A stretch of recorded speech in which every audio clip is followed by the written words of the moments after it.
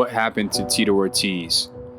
This is an inspiring story. This is a story of how Tito Ortiz was able to become successful despite growing up with parents that neglected him due to an addiction to heroin. Tito Ortiz was able to become a UFC champion, actor, author, and a member of the Huntington Beach City Council despite the odds suggesting he would amount to nothing. As proof by his journey, anything is possible. In this video, I'll discuss his upbringing, his MMA career, and what he's up to now. Don't forget to click subscribe and like this video. So here's how his journey starts. Jacob Ortiz, better known as Tito Ortiz, was born in Huntington Beach on January 23rd, 1975. As mentioned earlier, he had a rough childhood. The challenging time started in 1982. This is where his life transitioned from a normal upbringing to a life of struggle. Tito's dad, Samuel Ortiz, had a cyst removed from his tailbone. He was in a lot of pain after the operation, and the painkillers he received from his doctor weren't providing adequate relief. He wanted something more potent. So Samuel Ortiz called his brother, who wasn't a doctor, to seek advice on pain management. His brother ended up giving him some heroin. You could already see the writing on the wall here. Once Samuel Ortiz was introduced to heroin, he quickly became addicted. To make matters worse, he gave some to his wife, Joyce. Just like that, both of Tito's parents were hooked. Before Tito's parents developed their addiction, Tito's dad was a contractor who owned his own business. His mom was a stay-at-home mother. Therefore, the financial well-being of the household relied solely upon that business. Unfortunately, that business went under once Tito's dad started to neglect it in favor of getting high all the time. Predictably, Tito's family couldn't afford to live at their house anymore, so they moved to Santa Ana. Not only did the living situation change, but the food became scarce. According to Tito's autobiography, between the ages of 8 and 9, sometimes he would get so hungry that he would scavenge through people's trash cans in order to get food.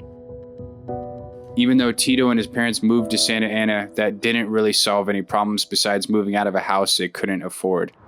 In Santa Ana, Tito didn't have a steady home. Tito bounced around a lot between motels, sleeping in cars, friends' garages, and trailers. Can you imagine being unaware of where you'll be sleeping at each night? Now imagine being 9 years old when faced with these circumstances. Without knowing the middle and end of this story, you would never think that this person went on to become a UFC champion. You might also think it couldn't get any worse. Well, starvation and a lack of shelter will cause some other negative effects. Since this isn't a video solely focused on Tito's childhood, I'll briefly go over the remaining years of it. In order to avoid being around his parents, he joined a gang called the F Troop. Although this provided some much needed friendship, it gave him an affinity for crime. He went to juvenile hall for various offenses like grand theft auto, stealing a bubblegum machine, and assault. Now let's get to the positive side of the story. The moments that changed his life can be traced back to a few events. The first was when his mom got divorced and remarried. The second was discovering a passion for wrestling. Tito started wrestling as a freshman in high school. By his senior year, he became a California Interscholastic Federation champ, going 56-3 with 36 pins, an impressive record to say the least. After high school, Tito wrestled at Golden West College and later the University of Bakersfield. The reason I said that Tito's passion for wrestling changed his life around was because it ultimately gave him his break into MMA. It was his inner circle from wrestling that connected him with Tank Abbott, who was also from Huntington Beach. Tank Abbott was already established as a UFC veteran by this point. Abbott's team sought after some wrestlers to introduce into his training camps. Tito Ortiz ended up being that guy to help Abbott train this part of his game. After gaining this exposure to MMA, it didn't take long for Tito to realize that he had the ability to compete at a high level in the sport. Tito originally wanted to be a teacher after college in order to help troubled youth, but his passion for wrestling won over and he decided to go all in on mixed martial arts. When Tito first started his MMA career, his game plan consisted of getting a body lock takedown and then using ground and pound to finish his opponents. Once Tito got his opponents to the mat, they would rarely get back up. Along with his takedown ability, his other strengths were his ability to recover after getting knocked down, his ground and pound from inside the guard, and his top control. Tito was also good at learning from his mistakes. After losing by guillotine choke to Guy Metzger, he avoided takedown attempts that would put his neck in that vulnerable position. After losing to Frank Shamrock due to cardio issues, he started training at Big Bear, which is over 6,500 feet above sea level, in order to improve his endurance. Some weaknesses Tito had were against judo trips that Randy Couture used on him. His get-up game was non-existent. For those who don't know, a get-up game refers to the ability to get up after being taken down. As for his striking, he never used feints and he lacked striking volume and striking power. In Tito's 27-fight UFC career, he never got a KO or a TKO from a standing strike, although he got close in the Ryan Bader fight. Nonetheless, those results demonstrate a serious lack of striking power. As for striking volume, when you eliminate ground and pound numbers, which inflates his striking totals, he averaged under 2 strikes landed per minute. At 2 strikes per minute, that means he's only landing 30 strikes in a 3-round fight. 30 strikes will rarely win you a fight. With those weaknesses suppressing his overall game, it made him rely heavily on takedowns. In fact, Tito Ortiz went 1-4 in the UFC when he failed to get a takedown, only winning 20% of the time. Luckily for Tito, he was able to get 58 takedowns in his UFC career, which is the most in UFC Light Heavyweight history. As for Tito's crowning achievement in the octagon, he capitalized on his second opportunity for the belt. Tito beat Wanderlei Silva. Surprisingly, he was able to get a knockdown in the fight and used his aforementioned wrestling to cruise to a victory. Tito Ortiz became a UFC champion. What made Tito a popular champion was his WWE-like persona. He became known for the flame design on his fight shorts, his grave-digging post-fight celebrations, his outspoken support for the US troops, and the t-shirts he would put on after his fights that usually insulted his opponents. Also, he was the first fighter to really develop feuds, first with the Lions Den and Ken Shamrock, then with Chuck Liddell, and then finally with Dana White. What helped Tito become a successful champ was the fact that he was the first fighter to use weight cutting to his advantage. He defended the belt 5 times, which is the second longest consecutive title defenses in the division. But let's take a closer look at those wins. His first title defense was against Yuki Kondo. During this time, the UFC only had 2 divisions, over 200 pounds and under 200 pounds. Tito found a way to get barely under that total at 199 pounds. By the time the fight would start, Tito was closer to 215 pounds. Yuki Kondo was roughly 30 pounds less than that. Not only was there a size advantage for Tito, but Kondo was only 1-0 in the UFC prior to this fight. All that was needed to get a title shot back in the year 2000 was one impressive win. Tito was able to use his size, wrestling, and newly found submission ability to get a rare Cobra choke. Tito's next title defense was against Evan Tanner, who was 3-0 in the UFC prior to facing Tito. During this time, the UFC octagon floor didn't have the 3/4-inch padding that it has today. Back then, the floor was basically plywood and canvas. Tito, being ahead of his time in the wrestling department, was able to get his patented body lock takedown. For the first and only time, Tito was able to knock out his opponent with a slam. This was the fastest knockout in Tito's UFC career. For Tito's third title defense, he beat up on Elvis Sinosic, who was only 1-0 in the UFC at the time. Once again, these competitors couldn't stop Tito from getting a takedown and then using ground and pound from inside the guard. Tito's fourth title defense was against an opponent that had better wrestling credentials than him. Vladimir Matyushenko was the next man up. He was an accomplished freestyle wrestler who won a silver medal in the 1994 European Championships and placed 11th in the 1994 World Championships. Tito was finally facing off against another wrestler. Fortunately for Tito, Matyushenko had a bad weight cut. Matyushenko was also only 1-0 in the UFC before getting his title shot against Tito. What ended up being the deciding factor in this fight was cardio. Matyushenko didn't showcase enough cardio to be competitive with Tito. Tito's fifth and last title defense was against a 38-year-old Ken Shamrock who was far past his athletic prime. After a shaky beginning, Tito was able to recollect himself and dominate the fight.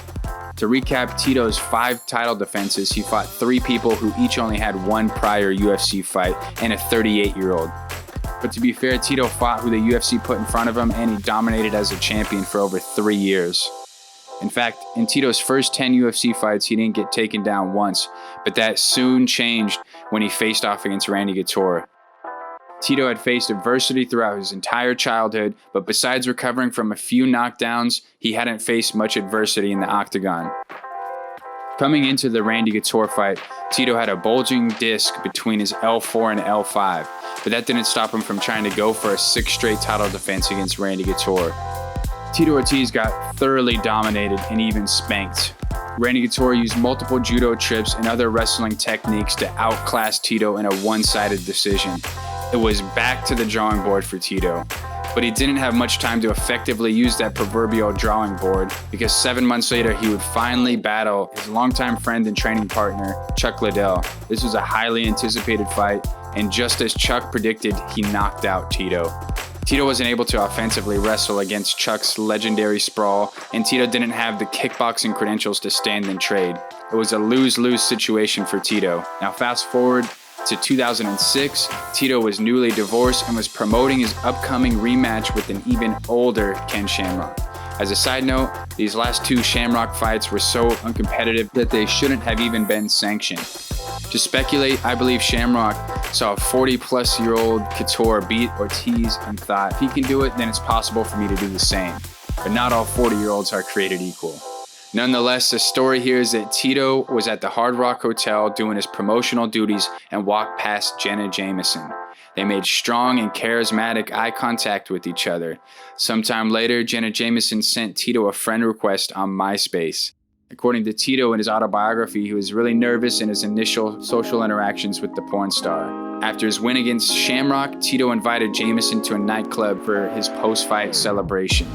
Tito was a little brash at first as a way to overcompensate for his nervousness, which turned Jameson off. What won her over was when Tito invited her to a county fair. Jenna admitted to being smitten after this. Everything started well at first, as most relationships do. Tito even allowed Jameson to handle his contract negotiations.